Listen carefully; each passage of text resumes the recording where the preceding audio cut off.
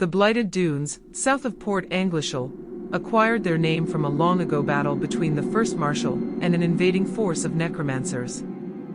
Not one survived to carry tidings of their defeat to Old Imperia. Now, few people visit these dunes, except those who seek dark knowledge from the past. One such seeker is Madame Greta, who remembers these dunes from her distant childhood. Only recently arrived in the Chesapeake Dominion, Greta knows of a hidden sanctum once used by dark practitioners. But the way is treacherous, safeguarded by traps. At last, Greta receives long-awaited tidings from her devoted bodyguard, known as Pike. The skilled huntsman has cleared a safe path to the Dark House, or the Calpon, as it was once known among Morianna's circle. Eagerly, Greta bids Pike to rise and lead the way across the dunes. Many places have changed since the days of the second Marshal, when Greta was a young maiden. But she has never forgotten Morianna's retreat, and its many treasures. In the days of Marshal England, Lady Morianna posed as a respectable Chesapeake widow. Behind closed doors, she led the Circle of One, which met in this secluded house bordering on the dunes. Until one night, when a rebellious acolyte betrayed the circle to the authorities. Lady Morianna was slain by Deputy Marshal Waverley's troops after refusing to surrender.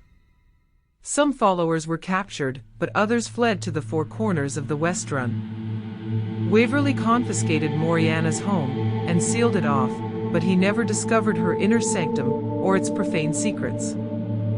Greta's late mother, who was once Lady Morianna's handmaiden, knew of an underground passage into the sanctum. Using this passage, Greta is perhaps the first to set eyes upon Morianna's private chamber in almost 2 centuries.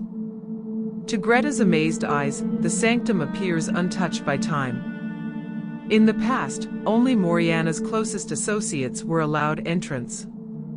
Herein, they would sip cordials while seated before their leader, plotting the downfall of Marshal England and the takeover of his dominion. Greta knows that Marshal England has lain in his grave for decades, and a successor was chosen by the Lord Protector. She has already glimpsed the handsome Marshal Faintree, and believes he may be useful to her plans, one way or another. A decorated silver knight, Simon Faintree, has resided at the Marshal's estate for over 30 years. Shortly after moving into Anglishal, Simon's young wife, Eva, perished under tragic circumstances.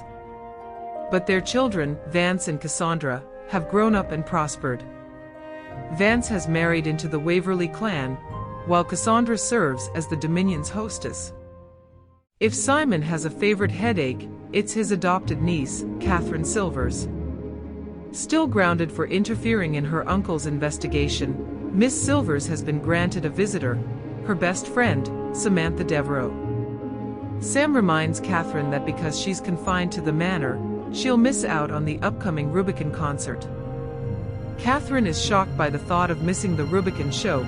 She has a special crush on their lead singer. She enlists Samantha to help her escape from the English house on the night of the concert, never suspecting it could lead them into a new mystery. Still clutching her candelabra, Greta expectantly surveys her new abode. Apart from minor signs of neglect, it seems as though the inner sanctum was awaiting Lady Morianna's return on the night of her slaying.